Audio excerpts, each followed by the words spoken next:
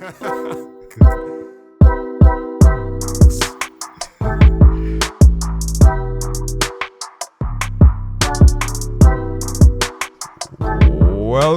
to the Trinitech Cast. This is episode number 75, and we are recording this sometime in June because, as I told you at the start of the episode, that this is interview month. Not because we are doing anything special, but we may or may not be available to do normal. So we just recorded some interviews that we were looking to do for a while, but you would have heard that at the start of the show. This is my co-host, Mr. Akeem Beep of Redbit_Tech, because you don't need to get the surname, you just need the first name. No, I could. No. Big deal. All right. Let's not fight it. How are you going? You good? Yeah, cool for the while, man. Cool, but kind of in my glee, every day, 3 times a day, again to see football. So like on the Euros, sneakerting during the day while I work. Yeah. Well, let's have it on in the background. By the time this episode is aired or posted, there would have been a winner of the Euros. So who do you think, based on what you've seen so far, is going to be the winner? Because people will hear this episode and see if you were like Paul the Octopus now. Call a team. Based on what you've seen so far, because I've been watching too. I'll call one also. Oh boy, man, speechless. Yeah, because I don't think I see like a clear-cut person. Yeah, because there've been a lot of draws. Yeah, everybody kind of. And the top some scorer people right playing. now. Yeah, so Spain looking okay, because they have like 100%. Call a team. You're dancing around the question. I don't really, like, I just watching it for watching it sake. I don't really have a horse in the race. Well, right, I don't. You don't need to have a horse in the race. France, all right, France, based on what you've seen. Based on what I've seen. Just based on history.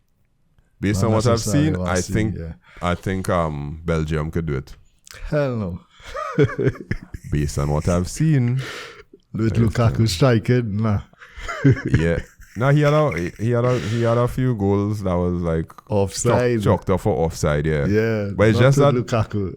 Just that De Bruyne don't know when to pass to him now, because he's not as fast as everybody else that he's played with. So De Bruyne does pass kind of early for him and hope that you guys, everyone listening, by the time it's aired, you would see that Belgium was knocked out in the first round of 16 or whatever. I see based on what I see. Yeah, France going and go further than Belgium. Okay, we will see. I don't know if Mbappe knows still hold up. All right, so we have that's enough football talk. Those of y'all who don't watch football at all and you're just here for the technology, we are sorry, but we are technology people that have other passions also. So and everybody has their own passion. So today we're going into interview, and we're going to be interviewing a young woman. I don't know if to call her young lady or young woman. Which one is more flattering? Young lady. I think. I don't know.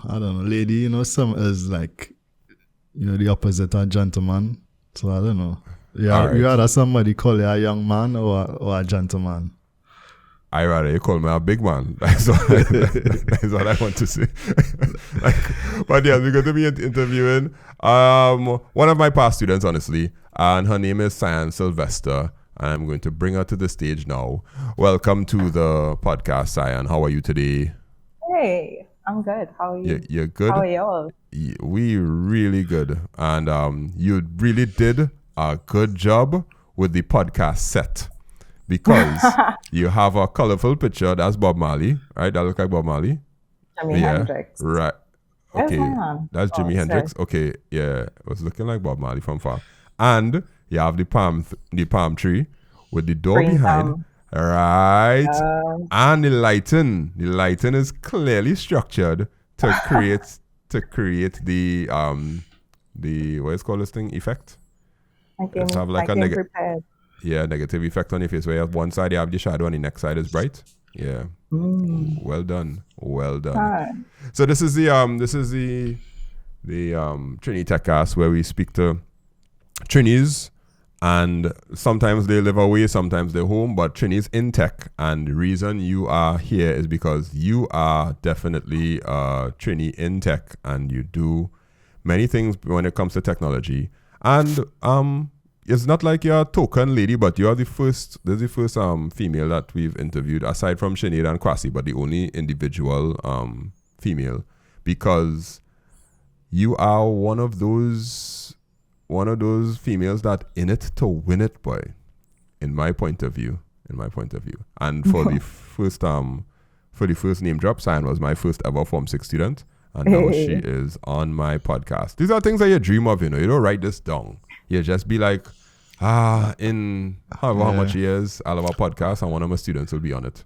Yeah. I mean, that kind of say something about your age too, ever. Like, I have kids, right? Yeah, his age. Not don't get into that.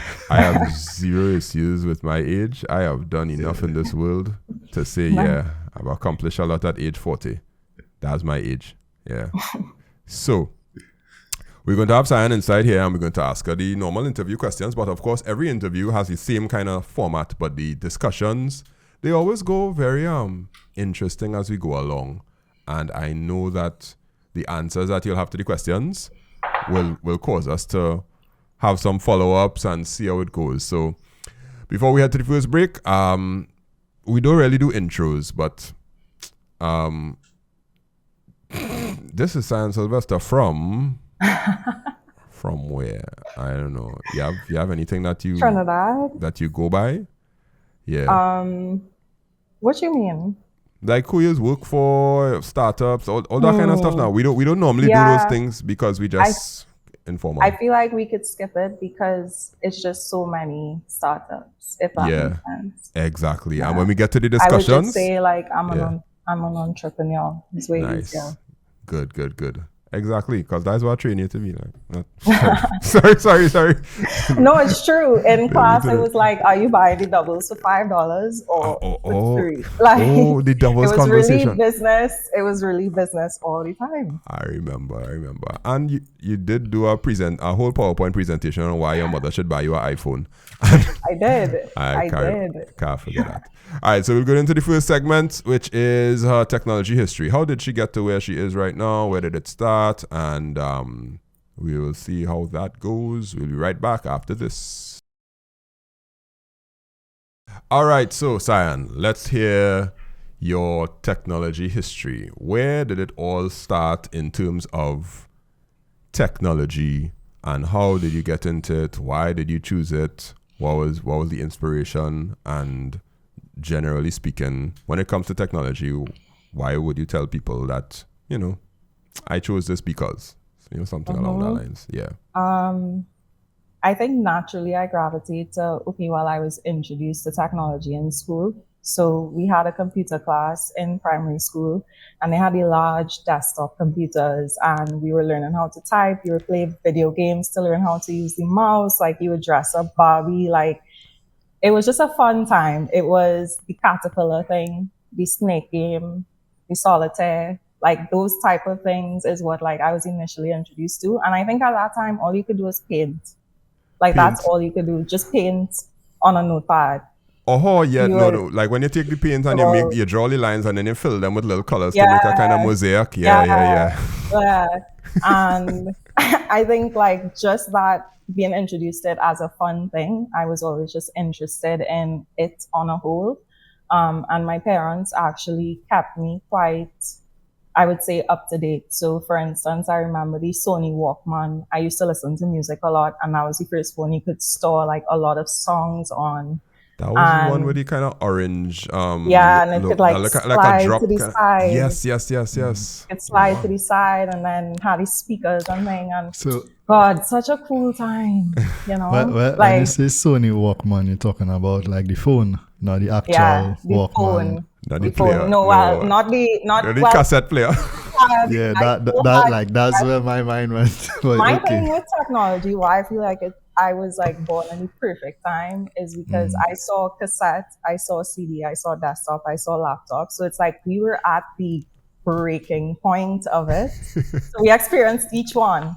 Yeah. But yeah, I just really enjoyed playing games on it. Like it was just interesting to me. And then, of course, in school we had IT, and that's where we learned like Word, Excel, databases, and I was naturally good at it. And many people in school were like, IT, why? Like, why would you do IT? And I was like, I don't know, I kind of get it. It's kind of cool. Like, well, at that time you were writing lines of code in your copybook. It Some was dark very times, just manual. It was some some dark dark. times. Yeah, dark times. Yeah. Yeah, and then I remember for Kate, when I was picking subjects, I was never like, okay, I have to do all sciences, or neither my parents. So they kind of let me fall into what I was interested in. And I ended up picking IT. It was the first time that we offered it. So Mr. Charles would have been the first IT teacher for Form 6. And I also did computer science outside of school for Form 6 because our school didn't offer it. So I somehow naturally gravitated to the tech space, but I never like knew of any roles in it. I didn't know where IT or computer science could take me, to be honest. I remember in Form 6 when I had to do my SBA, or is it called an IA? IA, the IA. An Yeah. IA. I was just like, why did I choose this? I have to code a website with a button, and I was freaking out. And I was just like, who sent me here? Because it was also, I didn't know how different IT and computer science was. So I felt like I was playing catch up. Yeah, And I also never said like I want to be this. I kind of had an idea of what I liked. It was like between sports management. I really liked bio, and then I really liked accounts. So I was like, well, one of them gonna have to work out. The third subject you did was accounts, right? You did Yeah. accounts. Yeah. So okay, it was yeah. computer science, IT, and accounts. So at that point, when I was going to university, I was like, maybe something around forensic accounting. So that was kind of what I was thinking at the time, but not fully tied to it either. And then I actually didn't do IT or computer science at all in university. I went for accounting and finance in Barbados. Yeah. And from there, I got an internship with Massey Group to be an internal audit assistant. And internal audit is a bit different from external because internal is processes and procedures. So let's say you are auditing Massey stores and you want to audit how you set a price to something. You would say, okay, well, they should have gotten a purchase order. That purchase order should have been an invoice. It should have had 2 signatures, like the process of how it should have Right, yeah. price is correct. So I was doing that for all of their industries. And at the same time, I had friends in the tech space building apps. And they kind of pulled me into their projects because they knew I understood like kind of the business landscape because of my audit background. It just went from there. So let's go back a little bit to primary school. Now, all you saw a computer for was for games, right? At that time, if I could think about it, yeah. And also the keyboard, like being able to type. Okay. So but the way reason you type was for typing games. At the time, yeah, because we had no other reason. I think in our like library session there was a typewriter, so we also learned like how that worked too. Yeah. But we weren't using the computer to like send emails, communicate on MSN, nothing like that yet. It was just all local and like downloaded on the desktop to be used. So would you say that had you not seen the games or the reason was fun, a computer at that point in time would not have been anywhere attractive because it was just like a big machine that has things. But what do you get from it that makes you happy? Yeah, I think that's such an interesting question. Because I think we always look at technology as, well, it is a tool, like it's a thing to help you do something, but it's really important how somebody's introduced it because it determines whether or not they'll continue using it. And I think you see that when you're building products now. If something is overcomplicated and people can't understand it, they're not going to spend very long trying to figure it out. So I do think like having a sticking point of this is why this person would come back to this thing is important when especially it's something new. So for me, I think games were a great way not only to get you to use it, but to understand how to navigate it, because the mouse was new, the keyboard was new, the idea of like moving things across a screen was new. It was unnatural then. Right. Did you know that the original reason that Microsoft put Minesweeper into Windows was to teach people how to use a mouse so that they could left click and right click? That was their actual goal, because nobody was at that time. The only mouse I had was the one click mouse that Apple had on the Apple II, I think. Yeah. And the right clicking on Minesweeper to mark the block as a flag. They actually built that game just so people would learn to use a mouse properly. Now you said I'm kind of ashamed to say something. I didn't know I could right click. I didn't know I could right click on Minesweeper. In fact, I still know how to play it. Like to win, I just used to randomly click it just to, I promise you, the moment I found out the goal in Minesweeper, I was like, this game was made for me. I am going to figure this out. So I went from the 8x8 to the 16x16 to the 24x24, and I was like, I am going to beat this game. Well, that's the reason I stopped playing games. I have a really bad problem where once I start a game, I have to win. I have to beat it. So I don't know that from sports, they and them thing, right? But long story short, my competitive nature when it comes to video games is tough. So you introduced it and you started to like it, and then. Now, in your story, you said that you went through school and you started to see the productivity apps now. You started to see word processing, spreadsheets, databases, and whatnot. Was there a shift in terms of, like, as you mature, you start to see different tools around you a little more? Like some children, when they start to mature, they start to see like the kitchen and they want to try to cook because they realize that there are things that you can do here that might sustain life, or there may be something to do that could make things better. Is there any one of those apps or word processing spreadsheets or databases that showed you something that was like, oh, this is cool. I can, make a budget, or I can create a document and it'll look cool. Like, I remember when I was younger, I was obsessed with being a cashier or teller for some reason. Like I just real like counting money and putting it in on the calculator. I mean, who doesn't, right? Yeah. But then when we got spreadsheets, what I used to do is I pretended I ran a spa. I would answer the phone. I would have a journal. In those days, it was a thick journal, and I would write down the entry. And at the end of the day, I'll calculate how much money I was supposed to make. And then that was the spa bookings for the day. So when we learned spreadsheets, I was like, oh my gosh, I could just drag this thing and it does it for me. So then I turned it, I put my process into spreadsheets and I started going there. And then I was like, okay, I'm a little over wanting to be a cashier now. But I understood like the use case for it. Right, yeah. For sure.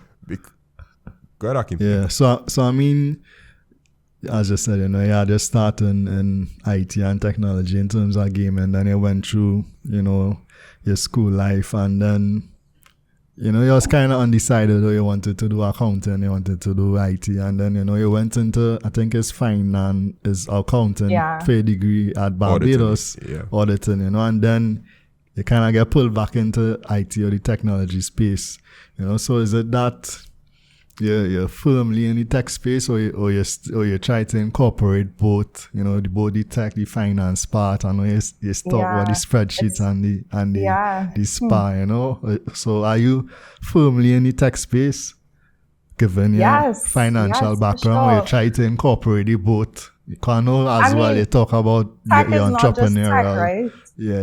Tech is not just tech anyway. It's like a full ecosystem. Like no product exists without something operating behind it. Like, I mean, you could have a product out there, but how do people know about it? How does it get out there? So, of course, yes, I'm in tech, but I think I intersect between tech, business, as in the company that I'm working for, and the client.